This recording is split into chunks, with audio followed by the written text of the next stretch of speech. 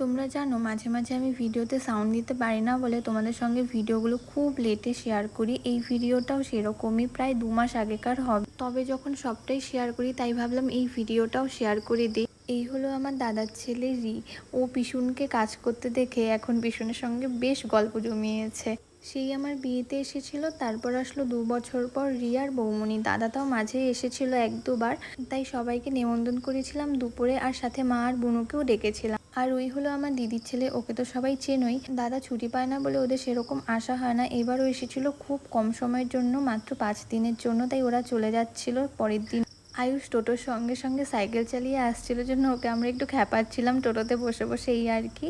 ইন্দ্র যেতে পারবে না বলে আমি বম্মার সঙ্গে ওদেরকে স্টেশনে ছাড়তে গেছিলাম।